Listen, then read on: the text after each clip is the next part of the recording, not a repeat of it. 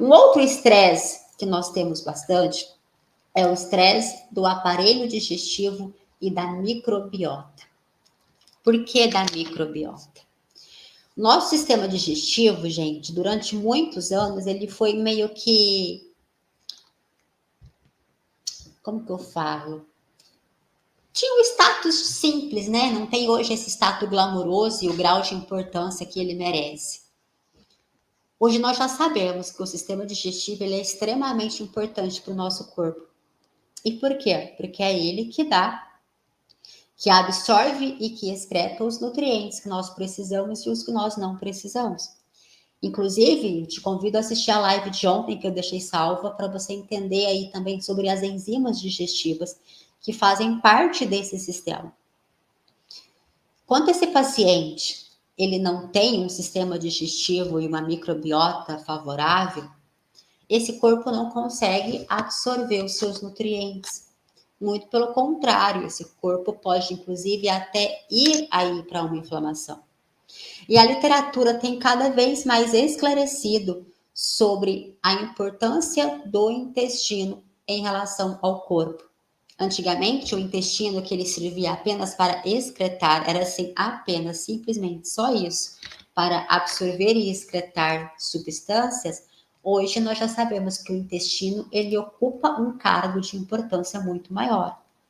80% do nosso sistema imunológico é proveniente do nosso intestino. Por que as pessoas comentam, né, que o intestino é o nosso segundo cérebro? Porque o intestino, ele não depende do cérebro para funcionar. O que isso significa? Que uma pessoa que está, por exemplo, em coma, o intestino ele consegue por si só fazer o seu movimento peristáltico, ele consegue eliminar essas fezes independente do cérebro. Por isso que fala que o intestino ele é o segundo cérebro. Ele tem receptores e neurotransmissores que são independentes do cérebro. E isso é muito maravilhoso. Fora isso, ele também está relacionado a toda a questão de defesa do nosso corpo em relação àqueles ites, sabe? 80% do sistema imunológico é intestino. Então, quando o paciente tem os ites da vida, nós temos que pensar em como que está a integridade desse intestino. Quando o paciente tem distúrbios de humor, distúrbio é uma palavra muito forte. Vamos falar oscilação de humor, né? Que é um pouco menos agressivo. Eu posso pensar em como que está esse intestino desse meu paciente. Por quê? Porque é no intestino que a gente produz receptores e produz sinalizadores para produzir hormônios, dentro deles a serotonina, hormônios do bem-estar, da alegria, da felicidade. Então, o intestino, ele é extremamente importante. Inclusive, se o seu paciente apresenta rosácea, você tem que pensar em intestino. Se o seu paciente apresenta dermatite, você tem que pensar em intestino. Se o seu paciente está com queda de cabelo, você precisa pensar em intestino. E hoje, o que nós mais temos são pessoas com problemas intestinais. Se você for conversar com seus pacientes, eles vão ter intestino preso, cocô muito ressecado, fazem cocô sabe quantas vezes por semana, nem é por dia, por semana. O cocô geralmente boia, é um cocô seco, durinho, bolinha de carneiro. Já conversamos sobre as bolinhas de carneiro aqui nas lives passadas, hein? Então, você tem que verificar como que está isso no seu paciente. Isso são sinais de que aquele epitélio intestinal não está legal. Em relação à microbiota, nós temos no nosso organismo bactérias boas e bactérias ruins. Quando o nosso corpo está em equilíbrio, todos vivem felizes e satisfeitos. Quando nós temos uma alimentação errada, uma alimentação muito inflamatória, boa noite, Mi. Essa alimentação inflamatória, ela acaba nutrindo as minhas bactérias patogênicas e aí as minhas bactérias boas morrem de fome, porque eu não pensei em nutrir elas. Eu estou dando um alimento somente para as minhas bactérias ruins. Então, o que acontece? O paciente sai de uma simbiose e ele entra numa disbiose.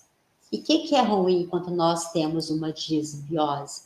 esse paciente não absorve os nutrientes, aumenta as toxicidades, essas toxicidades entram na corrente sanguínea, isso aumenta o processo inflamatório, esse paciente começa a ficar estufado, começa a ficar de mau humor, começa a ter todas as disfunções estéticas possíveis, se sentindo um patinho feio em todos os sentidos.